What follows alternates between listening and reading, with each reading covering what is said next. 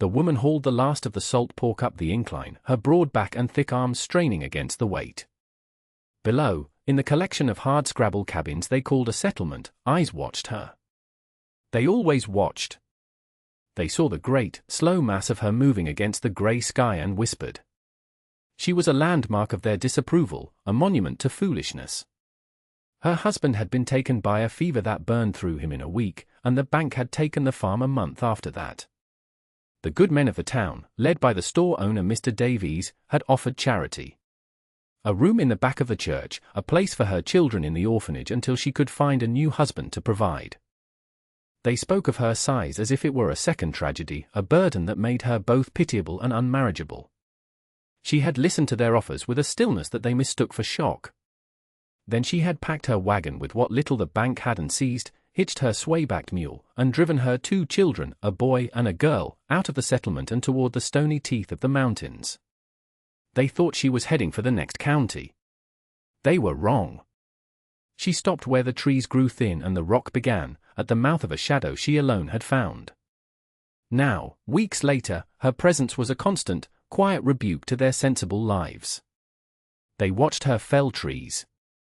They watched her haul stone. And they mocked. Her name was Martha. She did not say it often, for there were few to say it to. Her son, Samuel, was 7 and had his father's quiet watchfulness. Her daughter, Hannah, was 8, and she saw the world in lines and shapes she scratched onto scraps of slate with bits of charcoal. They were her whole world, the reason she moved toward the cold mouth of the earth instead of the cold charity of men. The cave had revealed itself by chance. She'd been hunting, a fool's errand with a rusty trap, when a fox had darted into a fissure half hidden by overgrown elderberry. She had followed, desperate, and found not a den but a space. It was not large, but it was deep, and the rock was solid. It smelled of damp stone and sleeping animals. It was an emptiness waiting to be filled. It was shelter. As she stood on the path, the sack of pork cutting into her shoulder, she felt the wind change. It was a subtle shift, a sharpening of the air, a scent of ice from the high peaks. Mr. Davies stood outside his store, arms crossed over his chest, a small, hard man convinced of his own righteousness. He shook his head, a gesture of pity she knew was meant for all to see. She didn't acknowledge him. She didn't look back. She faced the hill and kept climbing, one heavy step at a time. The cave was waiting. The first task had been to make it breathe. A fire without a flue was a tomb. For 3 days, she explored the cave's inner passages with a tallow lamp, her large body scraping against the narrow places. Her children stayed at the mouth, their small faces pinched with a fear she refused to name. On the 4th day, she found it, a thin crack reaching toward the ceiling in the main chamber, a place where a trickle of water had wept through the stone for 1,000 years. A draught, faint but steady. That night, by the light of a small, smoky fire, she began her work. She used her late husband's heaviest pry bar, wedging it into the crack. For days, her world was the ringing of steel on stone, the grating of rock, the strain in her shoulders and back. Her powerful frame, which the town saw as a defect, was her greatest tool. She could put her whole weight behind the bar, feeling the rock groan and splinter. Samuel and Hannah helped, hauling away the smaller shards of stone in a burlap sack. Hannah drew the shape of the growing hole on the cave wall, a black flower blooming toward the sky. When the opening was as wide as her thigh, she stopped. Then she built the hearth, hauling flat, heavy stones from the creek bed below. She laid a foundation of clay and rock, building the walls up until they met the raw opening she had carved. It was ugly, brutal work. Her hands were raw, her nails broken. But when she finally lit the first proper fire, the smoke drew straight and true, pulled up through the stone throat and out into the sky. She sat back on her haunches, the firelight warming her face, and watched her children's fear finally begin to unspool. This was not a hole in the ground. It was a room. It was a hearth. It was the beginning of a home. The weeks that followed were a race against that sharpening wind. Her days were a litany of labor. She felled pines with a steady, relentless rhythm, her axe strokes echoing in the cold air. She did not chop them near the settlement, where the sound would be a conversation. She went deeper into the woods, hauling the logs back on a crude sledge.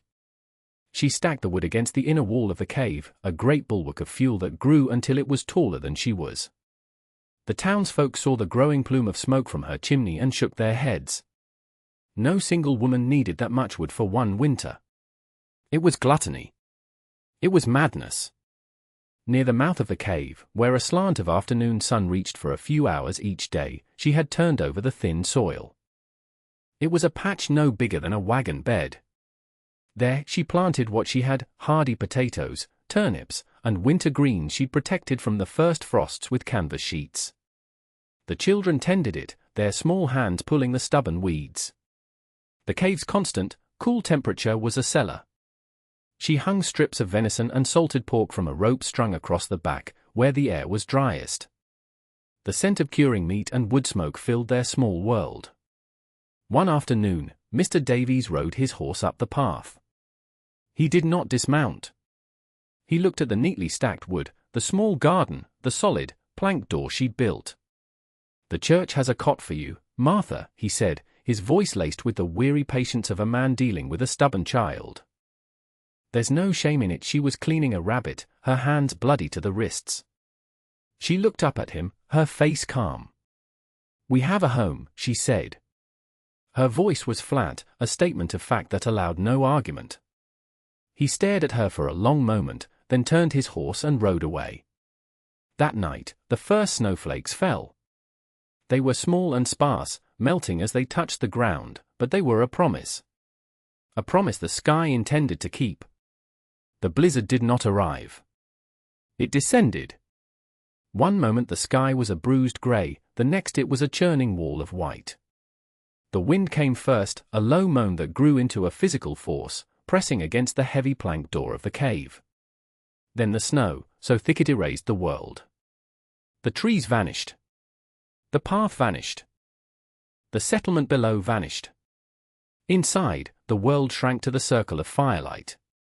The stone walls held the heat, the deep earth acting as insulation. The wind howled through the chimney she had made, but the stone drew well, and only a breath of cold air touched them. Martha added another log to the fire. A stew of rabbit and turnips bubbled in the iron pot, filling the cave with a rich, warm scent. The first day, the children were excited. They pressed their faces to the small peephole she had drilled in the door, watching the storm consume everything. Hannah drew the swirling snow on the cave wall with her charcoal, a great white monster eating the world. Samuel sat by the fire, oiling the axe head, mimicking the serious, purposeful movements of his mother. The second day, the novelty wore off. The sound of the wind was constant, a predator scratching at the door. They could not go out. The world was gone. Martha kept them busy. They sorted beans. They mended clothes. They listened to her tell stories of their father, not sad stories, but ones of his strength and his laughter. She kept her hands and their minds occupied, building a wall of routine against the fear. The third day. The 9th. The 12th. The snow never stopped. It piled in drifts against the door, sealing them in. Through the peephole, there was nothing but white. The settlement below was buried. There were no lights, no smoke from their chimneys. There was only the storm, their fire, and the steady, rhythmic beat of her heart. She wasn't ready for a storm like this. No one could be. But she was readier than them. On the 14th day, the knocking came. It was not the wind. It was a fist, weak but desperate, beating against the plank door. Samuel and Hannah froze, their eyes wide. Martha put a finger to her lips, then moved to the peephole. A figure was slumped against the door, covered in snow, barely human. She recognized the tattered coat. It was Finn, a young man from the settlement, one of the ones who had laughed the loudest at the sight of her hauling logs. She drew the heavy bar and opened the door a crack. A wall of snow and a blast of frigid air pushed in. Finn fell inside, collapsing onto the dirt floor, his face a mask of ice and desperation. He was shaking, his lips blue. She dragged him toward the fire and wrapped him in a dry blanket. It took him a long time to speak, his teeth chattering. "Davy sent me," he stammered, his voice a raw whisper. "For wood. The town, we're out. The roofs are failing." He couldn't meet her eyes. He was looking at her woodpile, the great, impossible wall of it lining the cave. He was looking at the pot of stew. He was smelling warmth and food while his town starved in the cold. Martha looked at him, her face unreadable. She felt no pity, but no triumph either. This was just the world as it was. Cause and effect. Preparation and failure. "One stack for 2 bags of flour when this breaks," she said. It was not an offer of charity. It was a transaction. "And a good shovel's," Finn nodded, his shame a palpable thing in the warm air. "Yes." Anything. She gave him a bowl of stew. He ate like a starving animal. An hour later, she sent him back out into the storm with a sled loaded with enough wood to keep a few fires burning. More came after him. A silent procession of shamefaced men, sent to trade promises for firewood. Then they brought the sick. A man carried the elder, Agnes, whose lungs were filling with fluid. Martha took her in without a word, laying her near the fire and brewing a tea from herbs she'd gathered. The cave was no longer just a home. It had become an ark. The smoke from her chimney was a beacon. For the desperate in the valley, it was a sign of life. For others, it was an invitation. On the 20th day of the storm, she saw new tracks near the cave mouth, deep prints from boots that were not from the settlement. 2 men stood there, gaunt and hard-eyed, their clothes worn from long travel. They were not settlers. They were hunters, or worse. The blizzard had caught them on the trail, and her smoke had drawn them like moths. One of them smiled, a slow, predatory thing that did not touch his eyes. "Just looking for shelter from the storm," he said, his voice smooth. "We saw your smoke. Figured a Christian soul wouldn't turn us away." Martha stood in the doorway, her body filling the frame. Her children were behind her, hidden in the shadows. She could smell the whiskey on the men's breath, the feral hunger in their gaze. Their eyes weren't on her face. They were scanning the cave behind her, cataloguing the stacks of wood, the hanging meat, the warmth. They saw a lone woman, fat and slow, with 2 small children. They saw an easy prize. "We have sickness here," Martha said, her voice low and even. "A fever. It takes you fast." The second man, who had been silent, laughed. It was a short, ugly sound. "We'll take our chances with a fever over freezing to death." He took a step forward. She didn't move. Her hand, hidden behind the doorframe, rested on the handle of the heavy wood axe. She had used it to build her home. She would use it to defend it. The first man's smile widened. "Now, there's no need for unpleasantness. We're just 2 cold travelers asking for a little warmth. Let us in." It wasn't a request. It was a command dressed in polite words. The cave never lied. It showed you what you were. And it was showing her what these men were. The man lunged. He hit the door with his shoulder, expecting it to splinter. It held. She had built it from thick, seasoned pine and barred it with a heavy beam of oak. The wood groaned but did not give. The second man joined him, and together they slammed their weight against it. The bar shuddered in its brackets. Hannah let out a small cry from the back of the cave. Samuel stood frozen, his small hands clenched into fists. Martha moved with a speed that defied her size. She didn't go for the axe. That was for the last resort. Instead, she grabbed the long iron poker from the hearth, its tip glowing a dull red. She shoved it through the peephole. A raw scream of pain and surprise came from outside, followed by a string of curses. There was a scrabbling sound, then silence. She waited, her heart a heavy drum in her chest. A moment later, a pry bar, one of their own, was wedged into the crack of the door. The wood began to splinter. They were going to break their way in.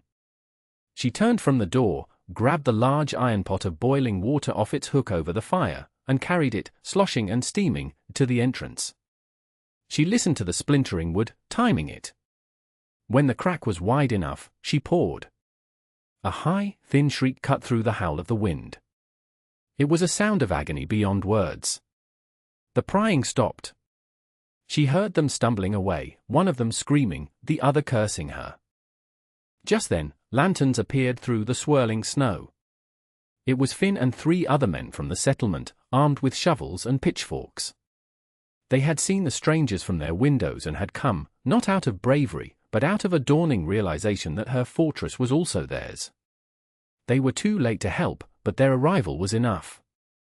The predators vanished back into the white hell they had come from, leaving only blood on the snow. The thaw came slowly, a great, weary sigh from the land. The world reappeared in drips and patches. First the tops of the fences, then the roofs of the cabins, stained and heavy with wet snow. The settlement was a wreck. 2 roofs had collapsed.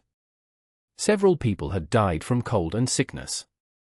The survivors emerged, blinking in the pale sun, their faces gaunt. They looked up the hill at the plume of smoke still rising steadily from the cave, and they felt a complex and bitter thing, a mix of gratitude, awe, and deep, unshakable shame. Martha's survival was an indictment of their own failure. Mr. Davies was the first to try and reclaim the narrative. He gathered the men in front of his store, his voice ringing with false authority. Her recklessness invited danger. Those vagrants were drawn by her fire. She put us all at risk with her foolish pride. But the words were hollow now. The men who had traded for her wood, who had seen the inside of her shelter, did not nod in agreement. Finn, his face still marked by frostbite, stood at the back of the crowd and said nothing. He simply turned and walked up the hill toward the cave, carrying the 2 sacks of flour he had promised. He didn't just bring the flour. He brought a new shovel and spent the rest of the day clearing the heavy snow from around her cave entrance, his movements stiff but determined. He never spoke of the debt, but it was there in the solid thud of his shovel against the ice. Agnes, the elder woman, recovered. She stayed with Martha for another week, teaching her which roots to boil for a lung tonic and which leaves to crush for a salve. She looked at the drawings on the wall, the charcoal figures of a girl and a boy and a large, strong woman standing before a fire. You built more than a home here, Agnes said, her voice raspy. You built a story. Spring arrived, painting the valley in tentative greens. The settlement began to heal. But with the traders and travelers that the clear roads brought came a new kind of threat, one that did not carry a knife or howl with the wind. A man arrived on a fine-looking horse, wearing a clean coat and carrying a leather satchel. He was a land agent from the territorial government, a man who fought with ink and paper instead of his fists. He went directly to Mr. Davies, and the 2 of them spent a long afternoon bent over maps and documents in the general store. The next morning, they rode up to the cave together. The agent dismounted, while Davies stayed on his horse, a smug, triumphant look on his face. The agent was polite. He smiled. He spoke in a calm, reasonable tone that was more menacing than any threat. "Good morning," he said, unrolling a crisp map. "I am here on behalf of the territorial authority. It seems there has been a misunderstanding. This entire parcel of land, from the creek to the ridge, was officially deeded to the township charter, under the administration of Mr. Davies." He pointed a clean finger at a spot on the map. "That includes this rock formation. You are, legally speaking, a squatter." Martha looked from the map to Davies' satisfied face. He had been defeated by the blizzard, his authority broken by her competence. So he had found a new weapon, one she couldn't fight with an axe or a poker. He was using the law to erase her. The agent cleared his throat. "The township has filed a formal complaint. You have 30 days to vacate the premises." He rolled up his map, his work done. He had delivered his paper sentence. He expected her to weep, or beg, or argue. She did none of those things. She just stood in the mouth of her cave, her shadow falling long and dark on the ground before him. The 30 days passed. The agent returned, as he had promised. Mr. Davies was with him again, along with 2 hired men from the next county, burly men whose hands rested near the pistols on their belts. It was a show of force, meant to intimidate, to ensure a smooth and legal eviction. The whole settlement was watching. They stood in small, silent groups at the bottom of the path, their faces turned upward. They were a jury. Martha was waiting for them. She stood at the entrance to the cave, just as she had a month before. She was not holding a weapon, but the axe she used to chop her wood was leaning against the rock nearby, its edge clean and sharp. Her children stood just behind her, not crying, but watching with a solemn stillness they had learned from their mother. The agent began his speech. "Martha, your time is up. You must gather your belongings and leave." "This is a legal order." She did not answer. She simply looked at him. Her silence was a physical thing, a weight in the air. Davies, emboldened by the hired guns, spoke up. "Don't be a fool, woman. You can't win this." Just then, a figure moved from the crowd below. It was Finn. He walked steadily up the path and came to stand a few feet to Martha's right. He said nothing. He just stood there. Then another figure moved. It was Agnes, leaning on her son's arm. They walked up the path and stood on Martha's other side. Then a family whose child Martha had saved from the fever with Agnes's herbs came forward. Then another. They formed a silent line on either side of her, a human wall of farmers and trappers, their faces hard and set. They were not armed, but they were resolute. The land agent looked at the silent crowd, at the unblinking woman, and at his two hired guns, who were suddenly looking very nervous. This was not the simple eviction of a lone widow he had been paid for. This was something else entirely. He could enforce the law, but he saw now that it would cost blood. He looked at Davies, whose smug expression had collapsed into shock. The agent made his decision. He mounted his horse. "This is not over," he said, but his voice lacked conviction. He rode away and never came back. They say she never spoke of that day, not once. They say she lived in that cave until her hair was as white as the blizzard snow. The story of the widow in the rock became a founding myth, a tale told to children about a woman who refused to be moved. She died in her sleep, an old woman warmed by a fire she had built herself, surrounded by the grandchildren of the boy and girl she had saved. The cave was never empty again. It was hers. What she built, she kept.